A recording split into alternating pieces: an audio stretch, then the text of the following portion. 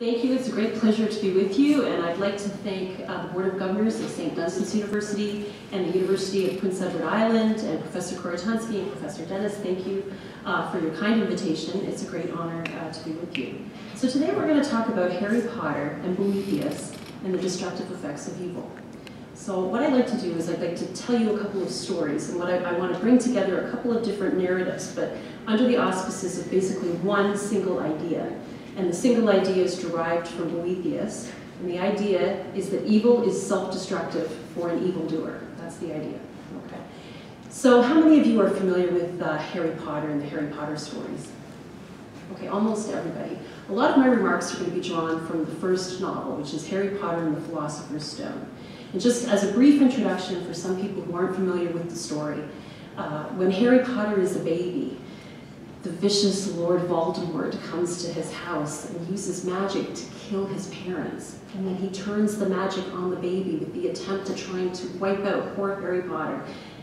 But in an interesting turn of events, Harry Potter comes away from it as the boy who lives with a scar on his forehead, and the magic somehow backfires on Voldemort and he loses his body, and he kind of wanders around for part of the book bodiless, and then other things happen, which we'll get into later. And that's sort of the general narrative there. You have this idea of this magic and this destruction, and then what happens to Voldemort when he tries to kill Harry Potter. That's one narrative that we're looking at. The other narrative that we're looking at is a narrative called the Consolation of Philosophy by Boethius. Boethius was executed in 524, so he's basically a 6th century Christian, and he was a Roman. He was from a wealthy, noble Roman family. He served the emperor. And at that time, the emperor was a Goth. He was an Ostrogoth, and his name was Theodoric. Boethius was a Christian, a very devout man. Theodoric was not a Christian. He was actually an Arian. And so there was, of course, a deep theological disagreement between the Arians and the Christians. However, Theodoric and Boethius got along really well. Boethius served him well, had a very respected position in the government, offered counsel and advice. And this relationship that he had with the emperor ended up drawing the envy of some of his competitors, some of these other people that were surrounding Theodoric, many of whom were not Christian. And in a fit of, you might say, jealousy and envy, some of these individuals got together and they conspired to get rid of Boethius. And they forged letters that were supposed to be between Boethius and the Pope, letters of treason suggesting that they were going to try to overthrow Theodoric, and Boethius was going to help the Pope do this from inside Rome. Theodoric gets the letters, he believes them, and poor old Boethius is basically thrown out of Rome, put into Pavia, which is another city in Italy, and set into house arrest. And he's basically stuck there, away from his family, on his own, knowing that eventually Theodoric is going to execute him. And so under those conditions, Boethius writes this really incredible work of Western literature called The Consolation of Philosophy. And there's poetry in there, there's beautiful poetry, there's a meditation on justice, there's a meditation on incarceration. I mean, it really stands as a work of, you might say, 6th century prison literature.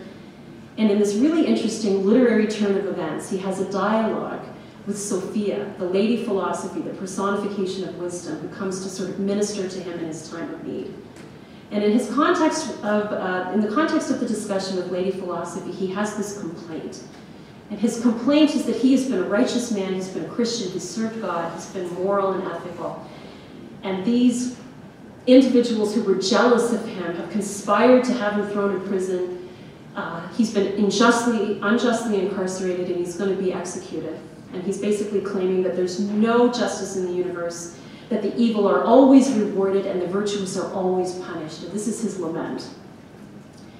And it's a really beautiful lament in its honesty, in its rawness. It's the kind of literature I think that many of you would read and just really enjoy. But Lady Philosophy offers him a really surprising answer to his question and also to his complaint. She diagnoses his problem by saying, Boethius, your problem is you have forgotten who you are. Now, obviously, that seems like a funny kind of a thing for philosophy to say. Why does the fact that Boethius has forgotten who he is, or what is it about whatever he is, how is that an answer to this kind of a problem? Well, there's a story here, and the story is that Lady Philosophy suggests, it's actually Boethius suggesting this through philosophy, that as a rational animal, the function of a human being is to be virtuous to achieve happiness. And so the idea is that all human beings want to be happy, and that happiness is the ultimate good. But the only way to achieve happiness is to be virtuous. So if you set it up in that way, then it looks like virtue, of course, turns out to be a necessary condition for happiness. And then having set that up, she then begins to suggest that even though he's under house arrest, he still has the ability to perform virtuous actions, and therefore still he is able to work towards achieving happiness as his final cause or his goal. So there's nothing that nothing that his detractors took away from him would provide him with happiness. So even though you might say family and wealth and honor and power and all of these things are goods, they're not the highest good. And you would never be able to have enough of them to generate the kind of happiness that ultimate virtue would give you. And so part of what she's trying to do is she's trying to remind him of the freedom that he already possesses, even though he's under house arrest. And she's trying to remind him about his ability to achieve happiness through virtue, even though he's still, away from his family. Now, of course, you might be asking yourself the question, I don't understand how that applies to Harry Potter. Well, I'm going to tell you. One of the things that I find really interesting about the Harry Potter story is the way in which the author describes the villain. So I've told you a little bit about Voldemort, and I told you about how he attacks Harry Potter's parents, and then he tries to attack Harry Potter himself. But the interesting part of the story from a Boethian perspective is the fact that this aggressive, hostile, murderous act backfires, and he loses his body. Because in the context of this discussion with Lady Philosophy, Boethius expresses the idea that although virtue can elevate a human being, and he says almost to the level of a god, the kind of noblest kind of character you can achieve it through the exercise of virtue.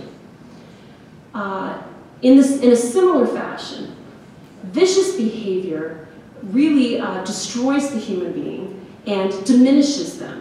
And Boethius wants to make the claim that vicious behavior makes you more like an animal and less like a human. So if virtuous behavior can elevate a human being, vicious behavior somehow diminishes the human being. You can see an analogy of this in something like Dante. When Dante talks in the Inferno and he divides up the different levels of vices and sins, he sometimes associates them with animals. So he mentions, for example, the leopard, and he mentions the she-wolf, and he mentions the lion. Part of the theme that's going on there is Dante's picking out what you might say character qualities associated with these particular kinds of animals, and he's identifying them in some people who exhibit vicious behavior. In the same way, what Boethius is arguing is that if you abandon your role as a virtuous person, what you're doing is you're giving away, or you're sort of abandoning that best part of you as a human being. In fact, what differentiates you from other kinds of animals, the exercise of rationality and virtue. And that connection, to many of us, might seem like a funny kind of connection, because many of us, when we think of virtue, we think of things like charity, being kind to your neighbors, maybe truth-telling, things like that. But when he's talking about virtue, he thinks of it much more holistically, so not just moral virtues that involve the character, but also intellectual virtues, things like the exercise of prudence and wisdom. So it's the total exercise of a rational capacity. And so if you cash it out in that way, one of the insights that Boethius has, that he has borrowed from people like Plato and Aristotle who've written before him, is that right reason, or your rational capacity when it functions properly, helps you figure out what the virtuous thing to do is in a situation. In other words, you have an ability as a rational animal to problem solve and to solve ethical dilemmas and to come up with the virtuous thing to do. Now, no one ever said it was easy, and he certainly doesn't express the notion that it's automatic like a computer. You have input, output, or anything like that. He uses words like exercise, and he uses words like habituation and practice to sort of encompass the idea that it takes a certain amount of effort and will to be able to put these things together and to be able to solve the problems and then to be able to act virtuously. But the results of this are that it puts you on a path towards happiness in a way in which viciousness would not. And then he offers a contrast between the life of a virtuous person and the rewards that are attendant on that, the kind of fulfillment that you would have in achieving your final cause of happiness, versus the kind of perhaps frustration and even almost like addiction that you might have undergoing virtuous or vicious behavior.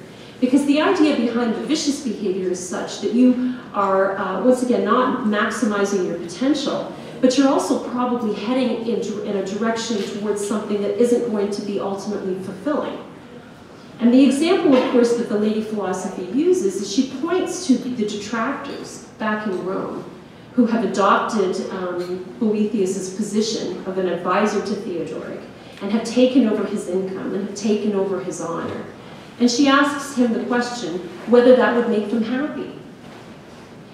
It's a good question. It's a good question for Philosophers' Day. What makes you happy? What is happiness? And if our honor and power and money and stuff, for lack of a better word, are these the kinds of things that are going to ultimately give you a life of fulfillment where you look back on it and you think, I didn't really need anything else. This was the ultimate fulfillment for me. If anything, if you start meditating on it, probably you come to the same conclusion that Boethius comes to, and that is, if stuff is what you think will make you happy, you're always going to need more.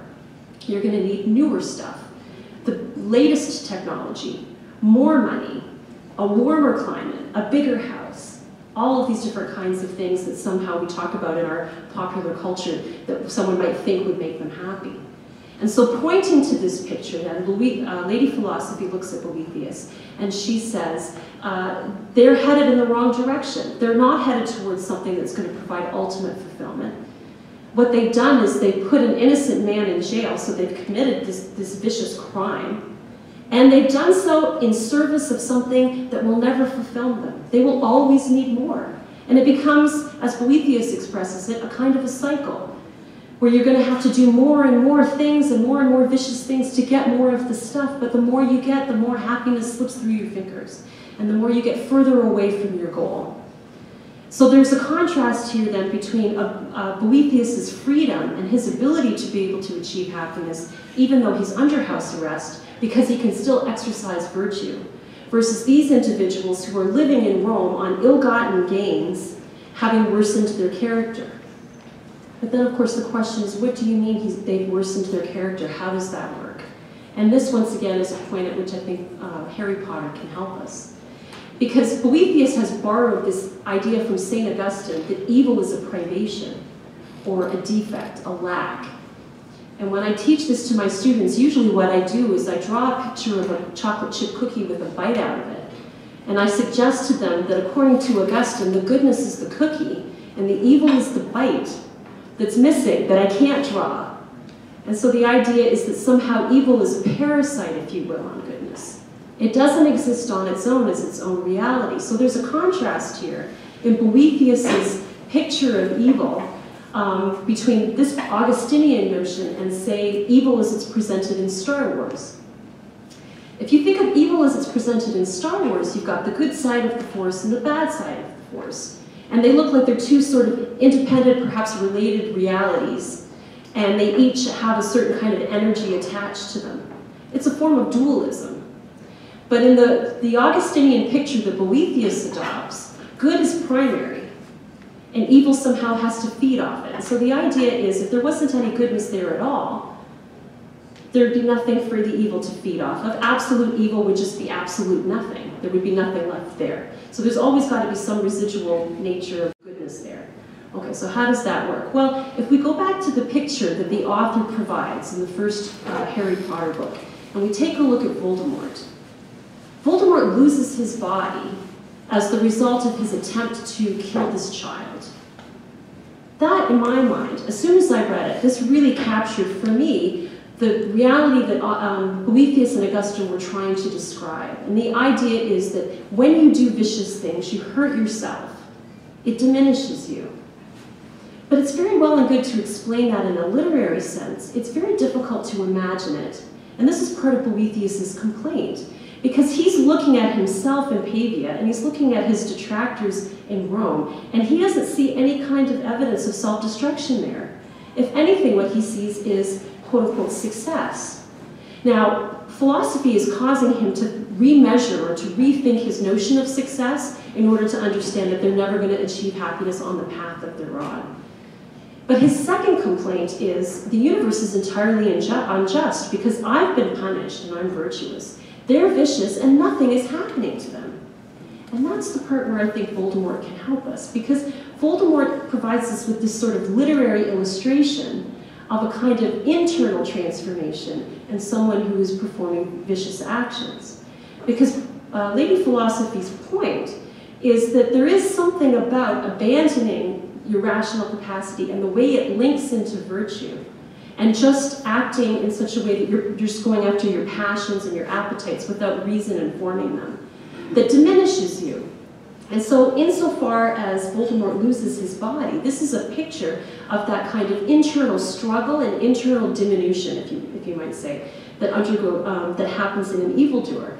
And if what Boethius says is correct, in any case where somebody does something vicious, there is an internal diminution in that individual. Now, it's not quite the same thing as karma, because if you understand the concept of karma, say in Hinduism, usually the concept is cashed out as the universe corrects itself. You put badness into the universe and badness boomerangs right back on you. But that isn't quite what's happening here, because what Boethius is doing is he's linking this internal diminution to an exercise of free will. And it's you making this decision yourself. And once you start meditating on that idea, you can see how problematic vicious actions become for the person who's acting. The person wants happiness, because all human beings want happiness, but through the free exercise of choice, they are pushing themselves further away from it. So they're doing this to themselves. And if it really is a kind of a cycle, if there's a vicious circle as well as a virtuous one, then it becomes easier and easier every time they're vicious to perform more vicious actions, putting them further and further away from happiness. And no one else is involved in that process. I mean, the universe isn't doing anything to them. The justice system isn't doing anything to them. Every action, every choice that they're making is having this effect on themselves. And so if what he says about this is true, if vicious actions really are destructive to an evildoer, then the universe doesn't really need to do anything in order to punish his detractors. Similarly, Theodoric really doesn't have to do anything to punish his detractors. They, in some sense, are punishing themselves because they want happiness, but they will never get it on the path that they're on. And every vicious action and every vicious choice pushes them further and further away from them. And so one of the things that's interesting about the Harry Potter story is the point at which Voldemort loses his body is just the beginning of what turns out to be a kind of a downward spiral for this Voldemort character. He loses his body, he kind of wanders around for a while, he's upset that he wasn't successful in killing Harry Potter, so it becomes his goal to destroy him. But what's he going to do? Well, he needs his body back. How's he going to do that? One of the things that he does is he goes and he kills a unicorn and drinks its blood in this really bizarre moment.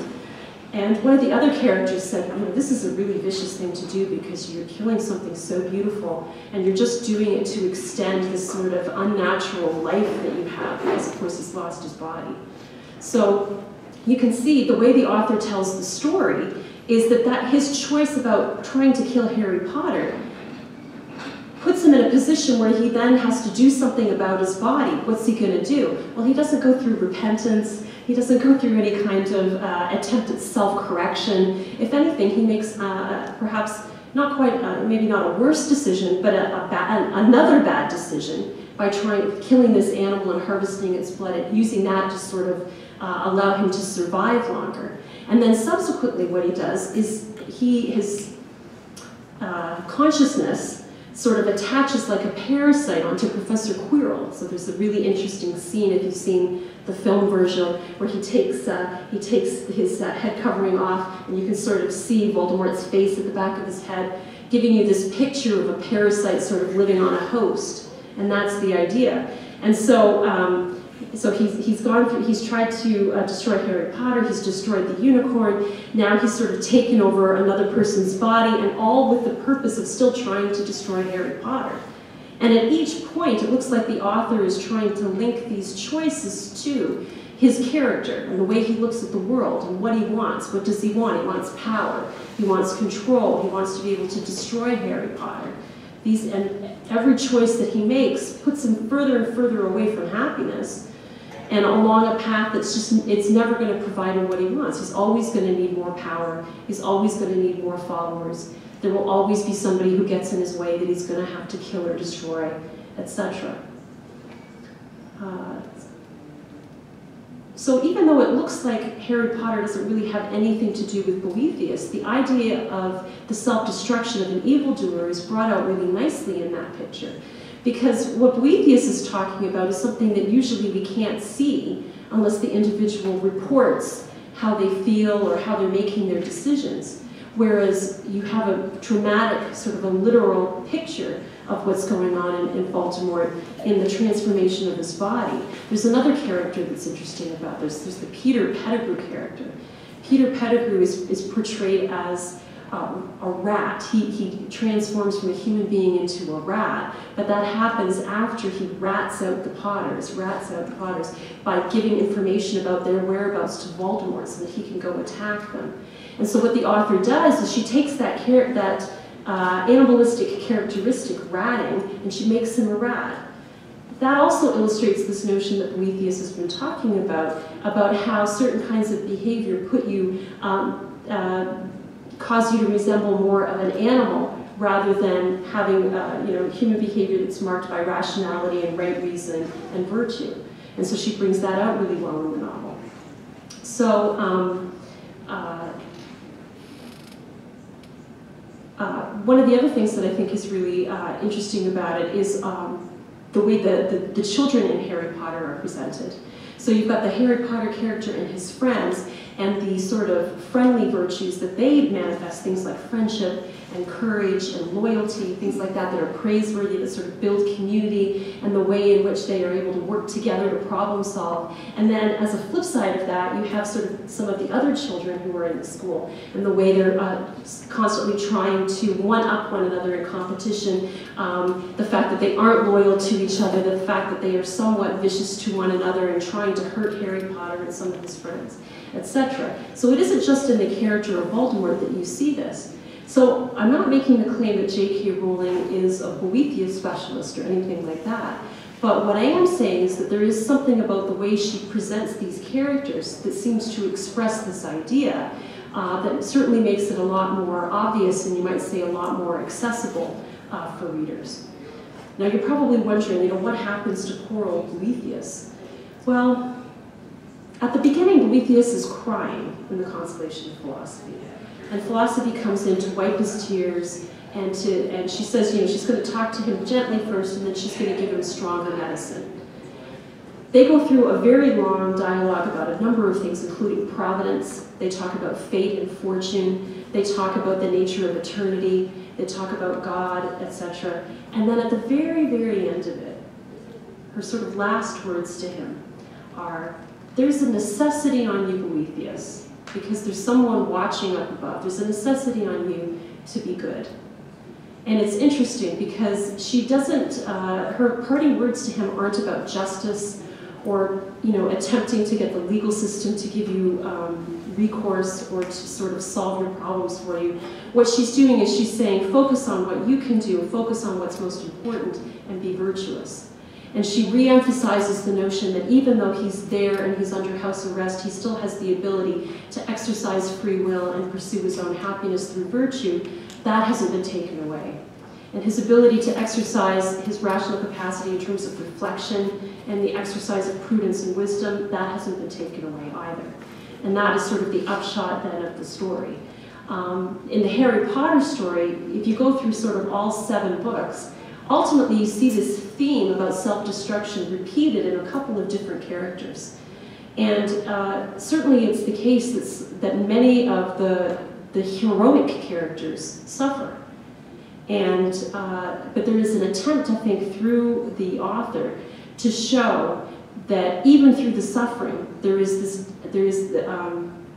a definite redemptive aspect to it through the community that emerges amongst the friends and the world that they are able to create together, as opposed to those who are trying constantly to destroy the world and to take it over and exercise the use of power, etc. That's basically all I have to say about that. But anyway, thank you.